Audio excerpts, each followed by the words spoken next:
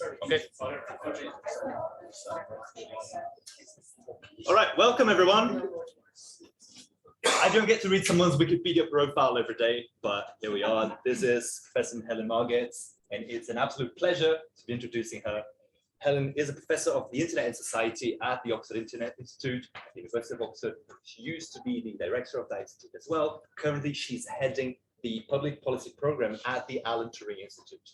She's a political scientist who's been for a long time looking at digital technologies in governance, in politics. It has published over 100 books, journal articles, research reports, a million accolades, but it's also someone who is a just very lovely person and very knowledgeable person about anything in the interaction of politics, government, and data. So I'm very excited about this talk. I think it's going to be very interesting. Thank you so much for coming, Helen. Thanks so much, Chico. And can you hear me? Yeah. And thanks very much, everybody, for coming. It's a real pleasure to be here. Yeah, I'm going to talk about developing data science and AI from a public sector perspective, which probably doesn't sound like the most exciting title in the world. But I mean, when you think about it, most data science, and particularly artificial intelligence, is developed by the private sector for the private sector. So I want to put things the other way around, and hopefully it will be a bit more interesting than it looks. And I'm going to talk about that from the perspective of directing the Public Policy Programme, which I set up and now direct at the Turing Institute, because that's exactly what we're trying to do. We're trying to turn things around and think, what could these technologies do for government, for better policy making, for better service delivery, for better regulation, and so on. That's the kind of bold aim. So that's what I'm going to talk about, something about just introducing AI. I don't think I need to introduce AI to most people here. I suspect that most of you know quite a lot about it, but I'll just introduce by what I mean when I'm talking about AI and the way we're thinking about it in the programme. I'll say something about the programme, I'll say the kind of research directions that we're currently pursuing and where we hope to go next, and I'll try and do that with plenty of time for some questions, so I'll kind of canter through. Okay, so what is AI? Well, if you Google AI, you get lots of images. They're all blue, mostly blue, actually. So we can say that for sure. AI is blue, but they also all tend to be some kind of image of a person turning into a machine, or a machine turning into a person. And sometimes, can I get rid of that grey thing? Oh no, those are the people online. Sorry. Sometimes they end up as a sort of clash between the two, you know, AI versus man, end of humanity, kind of thing. I'm not really going to talk about any of that, so I hope not to disappoint anybody, but I'm not really going to talk about the end of the human race. I'm going to talk about the more prosaic topic of the kind of narrower task to which we might put AI in the service of the public good. So what really is AI? Well, as some of you will know, back in the 1950s, there was a conference in Dartmouth to discuss the sort of this nascent field of computer science. A very different field at the time, but still in existence all that time ago. And there were lots of various people there, computer scientists, even the kind of polymath and professor of public administration, Herbert Simon, was there.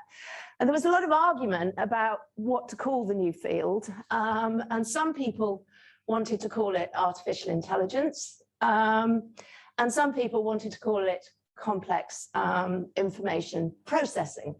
Now, as you surely know, the first lot of people kind of won out. But sometimes I think it's interesting to think about what would have happened if the other group had won out. I think Herbert Simon was in the other group. And how it would be. Would Nick Bostrom's book, Superintelligence, if it was called Super Complex Information Processing, would we have even heard of it?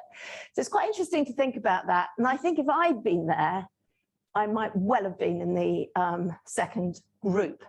But anyway, this is the definition that they came up with: computer technology or a statistical method that performs tasks requiring intelligence when done by humans, and that is quite a widely adopted definition. But I think it's important to think that away from the kind of hype of it all, what are we usually talking about when we talk about AI? Of course, all those kind of blue images are all about something, or generally about something called artificial general intelligence, which is about the idea that somehow machines can, in some sense, become like human-like in all sorts of ways, and not just in form, but in what they can do cognitively. But what I'm interested in is a sort of narrower field where you use AI to do some specific task. After all, artificial and general intelligence is really something that is, to some people believe that it's really a hypothetical concept. And even AI experts would agree that we're a very long time away from that. But it is true that a lot has happened since the 1950s in terms of these four things: greater computing power, far greater computing power than then, better machine learning algorithms, better code, better software, crucially, data. And so many of the techniques of data science and AI rely on the fact that they used to have no data and didn't work very well when sort of confronted with the real world, and now they have lots of data. And then, of course, it's a kind of circle of all those things, because all those things have led to larger investments, which leads to, again, better algorithms, greater computing power, and more storage.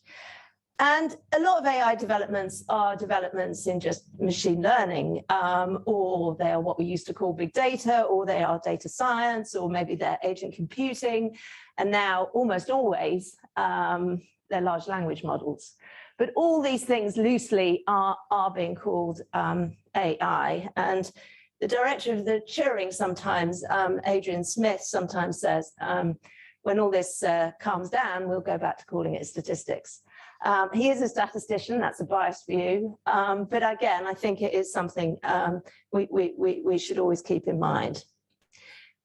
Whatever AI is, and whatever you sort of believe it to be, it's certainly true that government's interest in AI is much greater than for earlier technologies. As I shall mention in a minute, I wrote my PhD about information technology in government in Britain and America.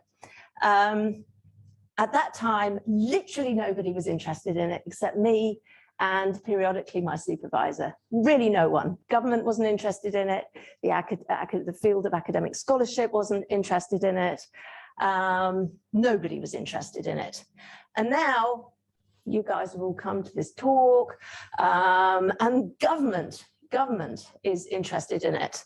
The number of UK government publications that mention artificial intelligence, for example, as you can see, is really been sort of growing at a dramatic rate. And those are only the publications. It really has been a kind of hot topic for quite a few years now.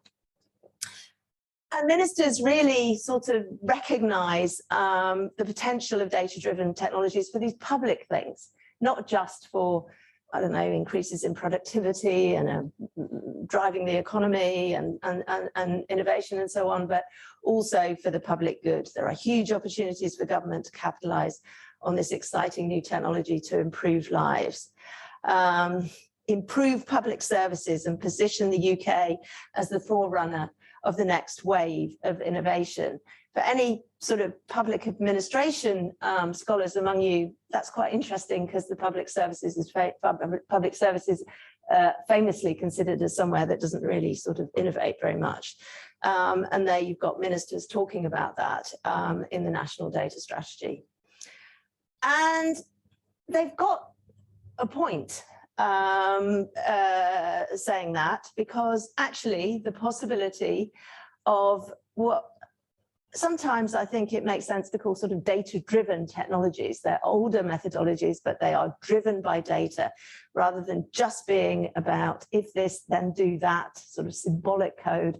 They are about being powered by large quantities of data, being able to be exploratory, to look into patterns and use them to predict what's coming up. That is a different way of thinking about things. And that does give us enormous potential for making government better.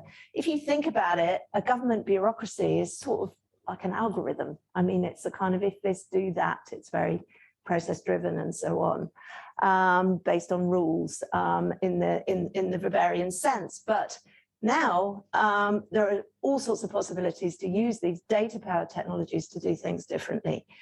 And that could mean that we could tailor education to the needs of every child. That's something that we actually might think of doing with a large language model, for example. People have been talking about it for ages, but now it might be possible. Fitting healthcare to every patient. We've been talking about that for a long time, I mean, in the health sector. Prevent traffic deaths, work out where a traffic death is going to occur before it happens and prevent it happening. Or driverless cars, likely to be far safer than human drivers. Reducing crime, working out where crime is going to happen before it does, actually being able to work out when there's going to be a financial crisis. Whereas at the moment, our understanding of that is really very poor. Intervening early for children at risk, jumping in before they are before there's some kind of abusive incident or something like that. All those things are sort of technically possible, and they might help government to be fairer, more efficient, more responsive, more prescient than ever before. That's exciting. However, in the end, you have to think about kind of how you go about doing that. It sounds great, but how do you think about doing it? When we first set up the public policy programme, we were asked by Nature magazine to write a little article, a little sort of common piece about what we were going to do. And that was quite useful for us because we had to think, gosh, what are we really going to do? We've got sort of permission to start setting this up, but what are we actually going to do? And it forced us to think about what it is that you can actually do with data-driven technologies. And we came up with these kind of 5 things, and I don't think we would sort of change them.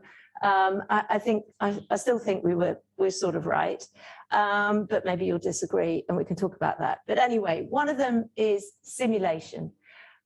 How can you test out a policy without just putting it into practice? So if you think during the pandemic, think about the furlough scheme. What did government know about what the effects of the furlough scheme were going to be on things like labour mobility networks or all sorts of other things about how it would affect individual workers and the economy more generally? Basically, extremely little. So how could we build a sort of some kind of simulation model that would allow us to model something that would happen, what kind of things would happen without having all sorts of unintended consequences? That is something we're working on, and I'll say a little bit later on. The key technology there is agent computing, the idea of modeling the world from the bottom up, using technology to model kind of individual people and firms and so on, rather than taking aggregate formulae as the traditional way of doing economic modelling. So it's a different way of thinking about it. Some economists don't like them. Maybe some of them are here. But anyway, that's one possibility. Measurement and detection. That's one of the things that data science and AI, machine learning, are really good for. Sort of looking at all sorts of different objects and classifying them and detecting certain sorts of objects, perhaps unwanted behavior or even wanted behavior. That's something that machine learning is good for and sort of famous for in a way. For example, we're using it to detect and measure a whole range of online harms like hate speech and disinformation and extremism and so on. And so are many, many other people. But that's the kind of thing that these technologies are used for in government, for example, to work out problems or sort of worrying behaviors or signals in large corpuses of data. Again, with machine learning, prediction and forecasting, that is what machine learning is really famous for, being able to predict what's going to happen down the line on the basis of patterns in data from an earlier point. And a lot of the technologies you hear about that are used in the public sector and indeed the private sector are about kind of prediction. How do you work out whether a child is at risk? Run a machine learning algorithm to try and understand which children are at risk based on the kind of data that you hold about them from their interactions with various public sector bodies. Fraught with controversy, but it's still something that you can put into the mix, some sort of notion of what's going to happen into the future. And of course, forecasting more generally, which is something that government has traditionally been really bad at. You know, perhaps this could help government to forecast better. Personalization, you see, normally when I talk about that, I say there isn't any in the public sector, because the public sector has been so slow to develop the kind of things that we're all used to using. I don't know, when we sign on to our Netflix account, they have personalized the little image we see when we decide what movie to watch. Amazon are personalizing personalizing your offerings. We're used to it all over private sector platforms. Government has been very slow to come, but it looks like large language models like GPT might well come along and sort of save them in this respect and open up new possibilities for personalization. It certainly should be left on the table. And then the bit you can't see quite says ethics and governance. Now that may seem a strange thing to do because obviously there is a lot of discussion about the ethics of the use of artificial intelligence. And we do huge amounts of work on that. It's one of our largest pieces of work. But I do think there's something positive to say about that, which I'll just say now, which is that in lots of ways, AI, or the group of technologies that are now being called AI, they force us to think about things that we haven't thought about for ages. So say, like Amazon, you build a hiring algorithm to try and increase gender diversity in the workforce. And the algorithm comes out and it's even worse than the human decision-making before in terms of gender diversity. And you've been developing it for 5 years, and they actually dropped one of their versions after working on it for 5 years. Why is that? Well, a lot of that is because the data itself is biased, because the data that is trained on comes from lots of other biased decisions. It's data about previous decisions which were biased. Why were they biased?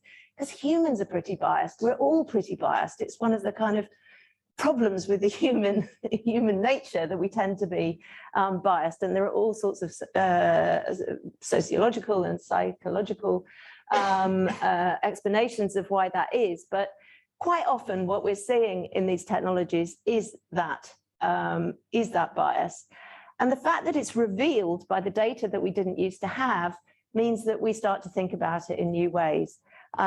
You might say I'm sort of this is an overly glass half full comment, but I do think it's interesting, and this applies not just to bias, but other things like transparency and things like that, that I think in governance processes, we are starting to think about things we haven't thought about for ages, you know, like how much bias do we accept, and this kind of issue. So I would see it as a positive as well as a negative.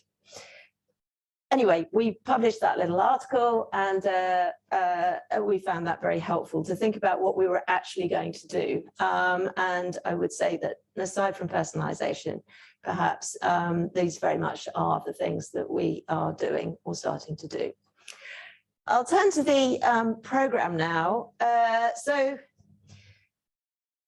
this dates back to the very early days of the Turing Institute, and I know some people here are fellows of the Turing Institute.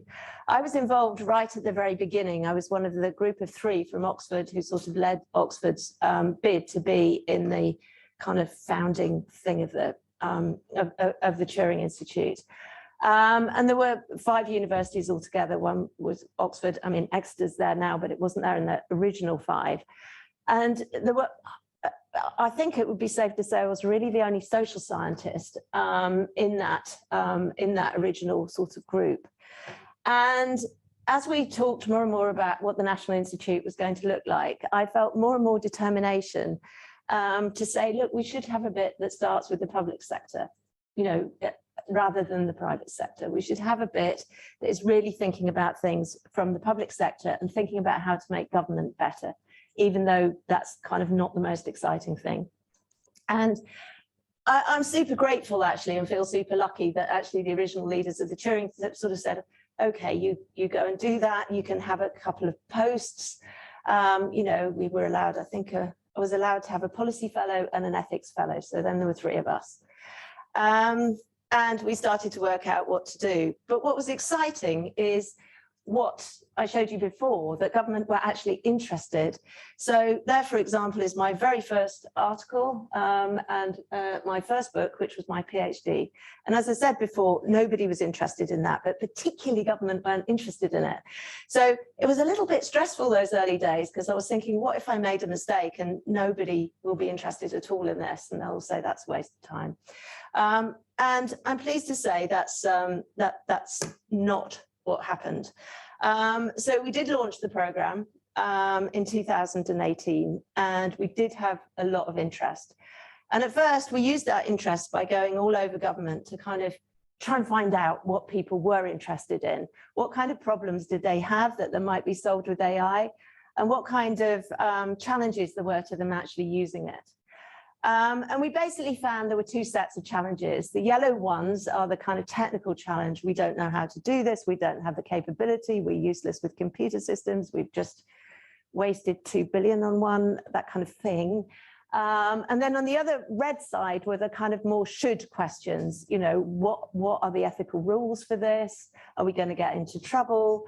How are we going to regulate this stuff? How are we going to regulate anything now that so many markets have been transformed by AI? So that gave us sort of 4 challenges, the sort of policy and services with a more technical capability to actually be able to use it. Not something that government, particularly in this country, is famous for, the ability to develop computer systems, basically. In fact, when I used to teach at UCL, I used to tell my master's students who came from all over the world, if you're interested in computer disasters in the public sector, you have come to the #1 country. So, you know, and that is part of the culture of government here. So that was an important context to the kind of culture of government organizations. And we were surprised about how much concern there was about the ethics and how much worry there was about that, although it was always an odd department that said we're sharing the national pupil database with absolutely anyone who asks, is that okay? No is the answer to that. It was in the press, so I'm not saying secrets. Anyway, so gradually we set up more and more research projects. We got some funding from some of these government organizations, and we kind of grew the team. We grew the team from both within. I think the Public Policy Programme is the largest group of sort of full-time Turing researchers, mostly quite junior, but that is 5 years ago, so some of them have become more senior, but I mean, we started junior, and then affiliated researchers from other universities, including Exeter, and of course, public sector organizations. So we reckon, actually that says 85, I think normally we say 100 now. We have worked with a lot of public sector organizations that interest has sort of built and maintained. And I think these are some of the good things about having the program. Obviously, the Turing always has to justify, are we taking stuff away from universities? And I think the advantages of it, I've been an academic a long time, and I've always tried to maximize the policy impact of my work. But it's hard when you're in an individual university, as lots of you will know. And so it's particularly, I know that sounds a stupid thing to say, but it's actually particularly difficult at Oxford because you know, they think, oh, we'll be criticised for, you know, going to Oxford as per normal sort of thing, and justifiably so, quite possibly. And they also always think we're going to ask them for money, which is also sometimes the case. So, you know, there are all the struggles of any one individual university kind of doing something central like this. I think that is something about the sort of national institution that sort of should have something like this and can have something like this that adds value. Partly because it's a one-stop shop. They know that we can advise them on the technology, but also on the appropriate ethical frameworks and so on to use with it. And that things will be coherent, they won't contradict each other, at least we try not, although as it grows, that can be a challenge because you don't always know what everybody is doing at any one point. It can be agile. In the early days, government departments would say, oh, why don't you do this? You know, why don't you do this report? We'll give you some money. And we're like, well, we have to hire a postdoc to do that. So can we come back to you in a year or something, or 6 months? And they would like say no. And then there's questions of multidisciplinary at scale. As we've grown, and I'm sure many of you have a sort of multidisciplinary perspective on things. As Chico said, I used to be director of the Oxford Internet Institute. And in the early days, it was a real struggle because we only had one of everybody. And you don't kind of get to see the interesting things that are happening on the disciplinary boundary if you do that, because your one person will be quite sui generis and maybe at a certain point in the disciplinary space. And this is now, you know, our researchers, some of them are highly technical, some of them are philosophers, psychologists, sociologists and political scientists, but also really hardcore data scientists and mathematicians. We have a neuroscientist as a postdoc researcher, engineers really starting to come together and there to be real overlap with what people are doing. And I think that's important.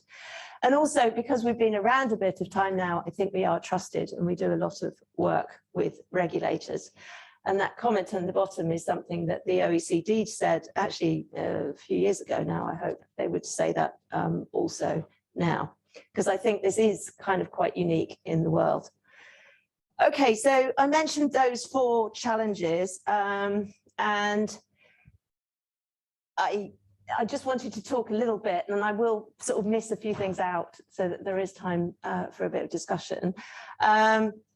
But these are kind of, with those 4 challenges in each of those 4 boxes, these are the kind of key things we're looking at over the next few years. And there may be people here, I'm sure there are, working on those things too. So the first one, modeling for policy, I mentioned, and this is mostly about that sort of simulation task. And this work was really born out of the COVID-19 crisis, because I don't know if any data scientists here found it kind of a bit frustrating, the COVID crisis, because on the one hand, there was all this data, all these, you know, data scientists became rock stars. They were talking about graphs and things on television. It seemed like kind of our moment had come. On the other hand, they were nearly all epidemiological models with very little consideration of any other sector. And it meant that when people talked about the health and the economy, for example, they were talking about it as if it was some kind of explicit trade-off between the two. Sorry, rather than thinking, you know, if the virus is at a really high, if the R number's really high, then people's behavior will be guided by that, even if we don't have a lockdown. And also, just this question of sort of making policies like closing schools and having absolutely no idea of what the effect of that would be. And then questions of surprises. I mean, a lot of models don't work well with surprises. That's only a tiny example, but models of commodity markets couldn't cope with negative oil prices. It wasn't that they said they wouldn't happen, they just couldn't cope. It didn't work if the oil price was negative. And another issue about uncertainty, you know, all models have uncertainty in them, but when you stack lots of models together that all have uncertainty in them, what sort of uncertainty do you have at the end of it? We quite often don't know. And then this question of the health or the economy, and the lack of attention to things like interconnectedness, so that we really sort of didn't understand the effect on supply chain, global supply chains, for example, was a real problem. And that really made us think. We wrote a little article about it there, about what we thought should happen, what would help build resilience, what kind of modelling would help to build resilience, and we really wanted to think about that. This is an example of one of the models that grew out of that work, based on an original article by Omar Guerrero, who leads our modelling for policy kind of computational social science team on labour flow networks. As I mentioned earlier, it would have been super useful to have good models of labour mobility at the start of the pandemic. And it's this question, as I mentioned before, of sort of modelling from the bottom up. Instead of having aggregate formulae, starting with individuals and trying out the effect of furlough scenarios and simulations. And we're working on that with the department that is not now called the BEIS, Business, Energy and Industrial Strategy, but now incorporates business and the Department of International Trade, who we're also working on some of the other things here. So that's the labour mobility model. There's another one on production networks, on international trade. My co-director, Cosmina Dorobantu, is a trade economist, working on housing markets and inequality in housing markets. This is a good way to look at inequality and what to do about it. Corporate networks and taxation, and also this policy prioritization model, which is being used in various developing countries to see which policy areas to prioritize in order to make sustainable, or maximize the chances of reaching sustainable development goals, being used in quite a few countries. Okay, machine learning for public services, that's a bit of a newer area. We've always talked about this. Obviously you would, wouldn't you? You would talk about the possibilities of machine learning, the kind of workhorse of AI, and public services, but it's only recently that we've managed to build a team in that area. Again, government are very interested in that, and we have a number of sort of projects coming on. I'll just mention the one that's perhaps the most interesting, and not that they aren't all interesting, but perhaps the interesting thing is we've always wanted to tackle the issue that government gets large quantities of text data. For example, if it runs a consultation, there'll be hundreds of really expert contributions, and some poor humans kind of read them. Maybe they do some discourse analysis or something like that, but they end up with a lot of sort of insight with not quite clear where to go. Also complaints. Every government department receives complaints, and mostly they don't do very much with them.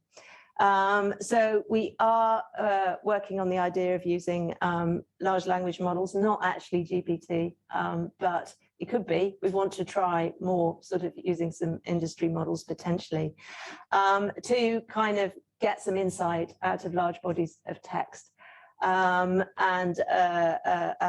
develop those as a way of doing sort of consultations that really make a difference, rather than ones which generate lots of interesting insight that don't really go anywhere. So we've got a number of, and that's something which if you can do it in one department, you would be able to do it in lots of departments. As I said, ethics and responsible innovation is one of the largest areas that we work on, the largest team we have. We are working a lot with government, and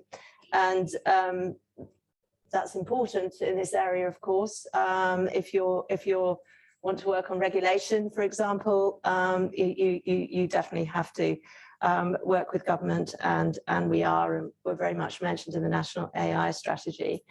The idea is to go from kind of moral principles. There's so many papers about the ethics of AI. There's papers about it, there's papers about papers, and papers about papers about papers, and reviews of papers about papers about papers, but they don't actually necessarily help some developer in a government department to actually build something ethical. And that's what we do aim to do, to sort of go from moral principles. As I said, the head of our ethics team is a philosopher, all the way to practical guardrails. And with all of this, that's what we're trying to do. These are some of the organisations we work with. We wrote the official British government's guidance on AI ethics, the safe and ethical use of AI in the public sector. Quite proud of that because it's a, it's been used a lot across the UK public sector and in other countries too. But it's also got literally hundreds of citations, which is quite unusual for a sort of a report of that kind. And that is something we do aim at, the idea that sort of the science and the innovation can go hand in hand. We all know that, I mean, that's hard to achieve, and I'm sure there's way to go, but that is something that I really hope we will be able to do, because I think if you dislocate one from the other, there's problems down the line. With the ICO, we wrote the world's first guidance on explainability. We worked with the Global Partnership on AI, the Council of Europe on a sort of human rights approach to AI regulation, and this BBC explainer on understanding bias in facial recognition technologies, which actually won a Royal Statistical Society prize, which our philosopher was very happy about.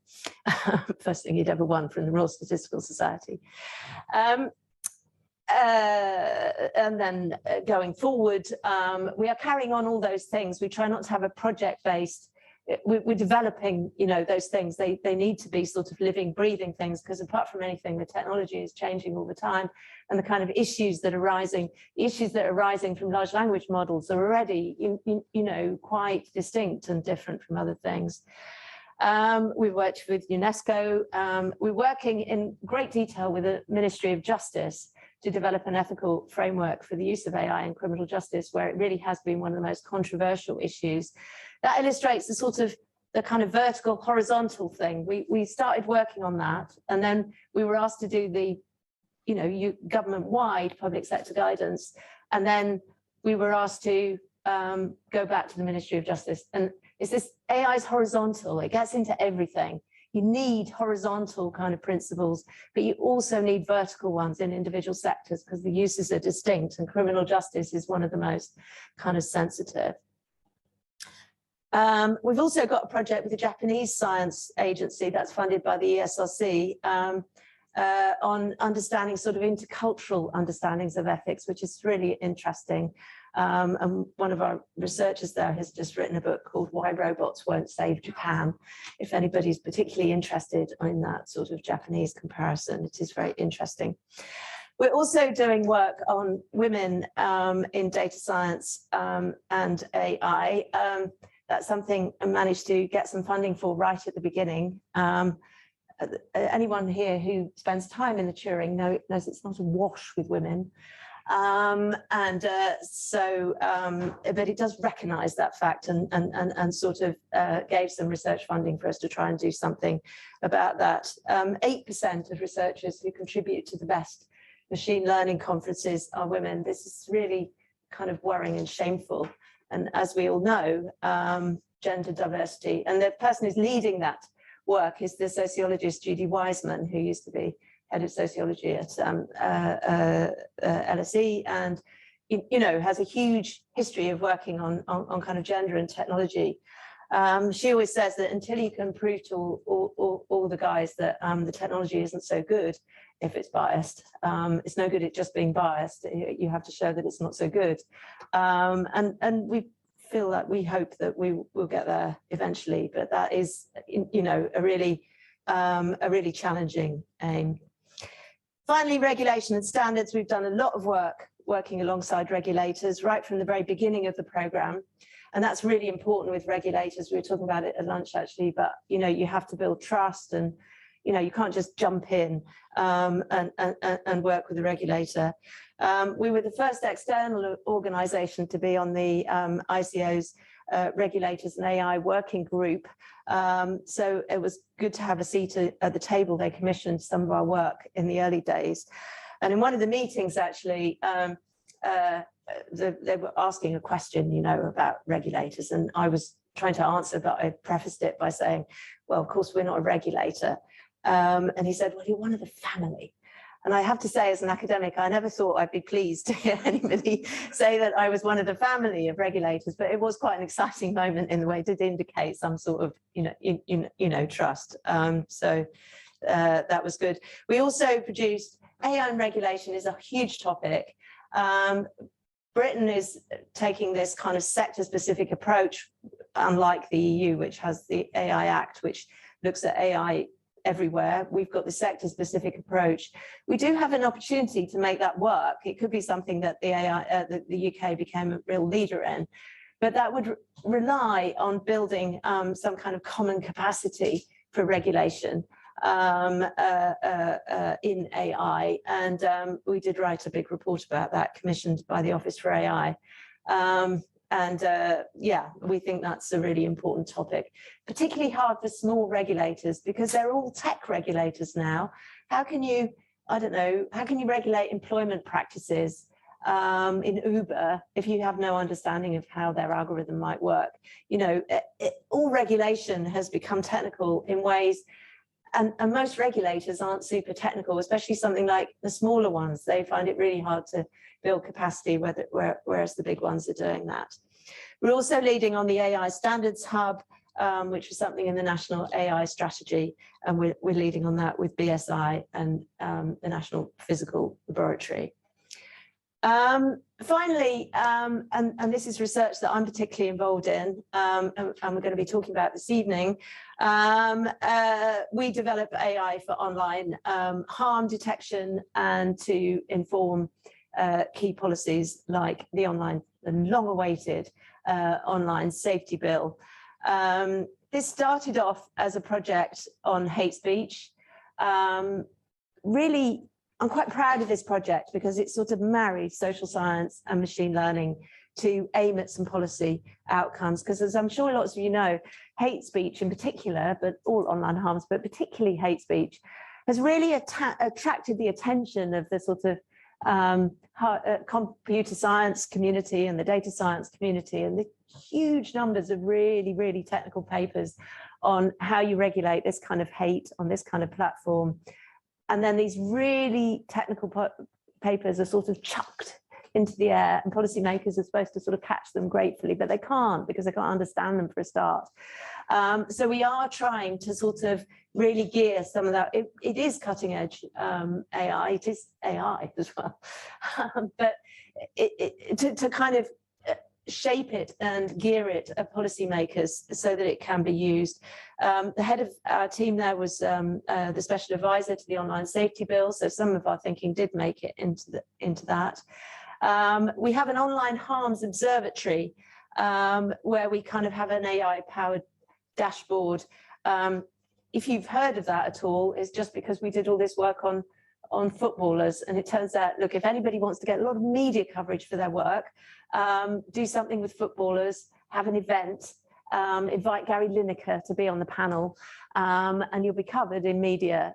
This is a bit of a sort of a rod for our backs now, because we do a lot of things apart from footballers, but we are doing something on women footballers to look at the abuse against women and men. Anyway, that is one piece of work. We're doing what I did before about classifiers. We're trying to work out good ways of automatically generating counter speech, and also some more behavioral science ways of getting people to play a part in reporting online harms, and in a sort of collective way that will benefit everybody. We're also doing quite a bit of work on misinformation.